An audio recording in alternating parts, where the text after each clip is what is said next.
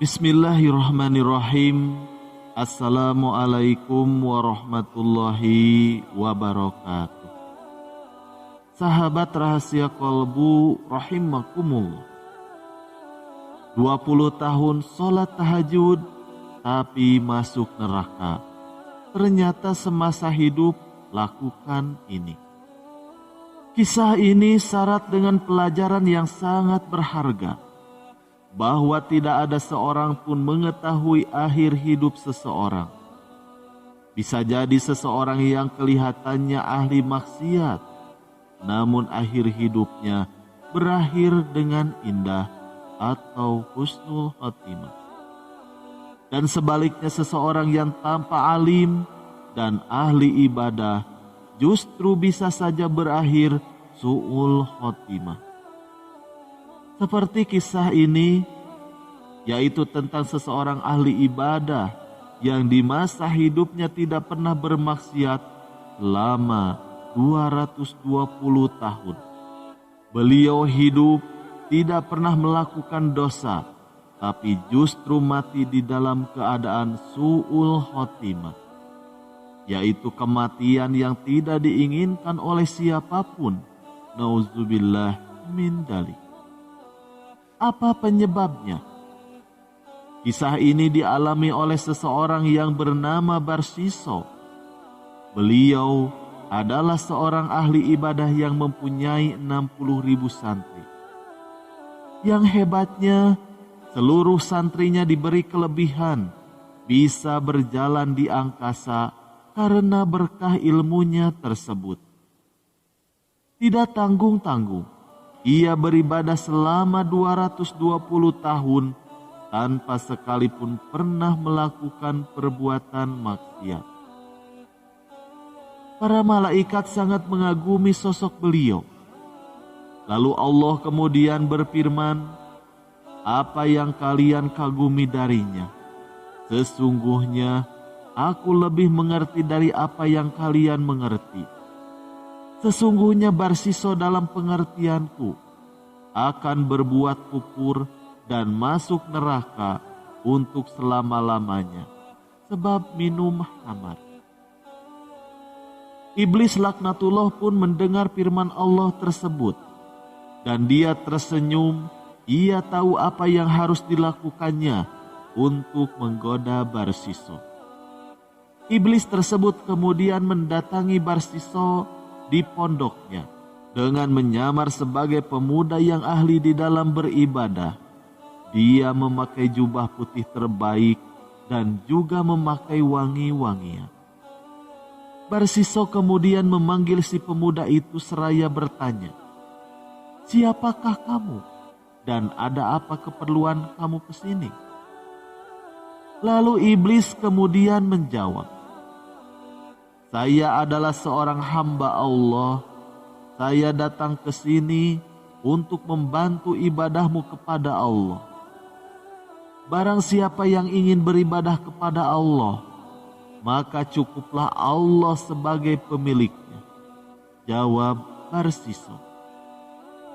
Iblis yang menyamar itu mulai melakukan aksinya, yaitu dengan beritikaf dan kemudian beribadah di masjid selama 3 hari 3 malam tanpa makan dan juga tidur.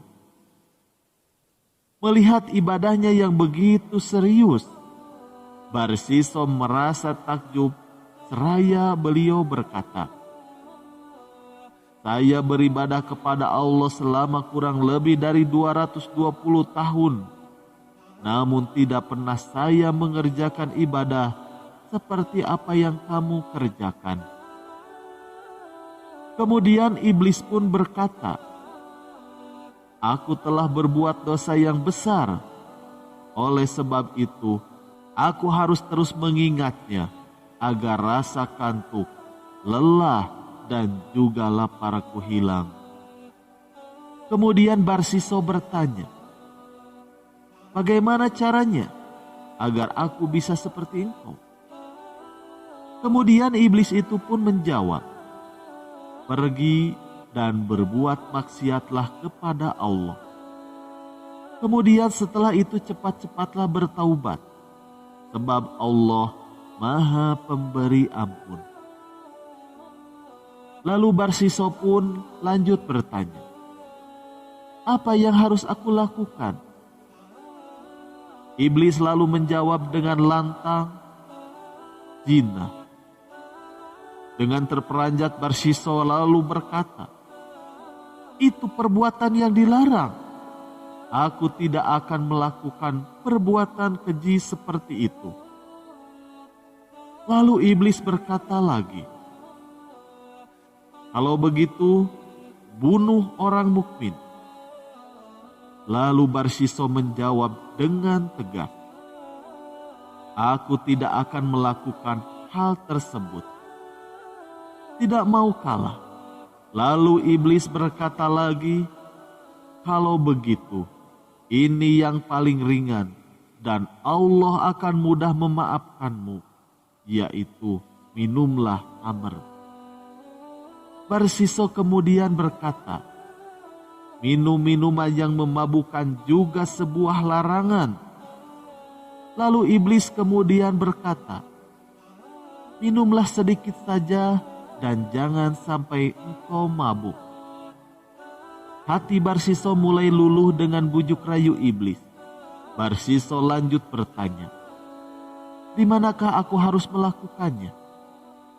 Lalu iblis menjawab, pergilah kamu ke desa ini. Barsiso kemudian segera pergi menuju tempat yang disebutkan oleh pemuda ahli ibadah tadi.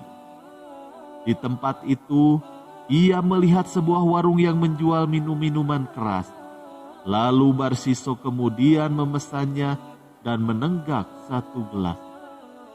Karena dia sebelumnya belum pernah meminumnya, sedikit saja dia minum, ia langsung setengah mabuk.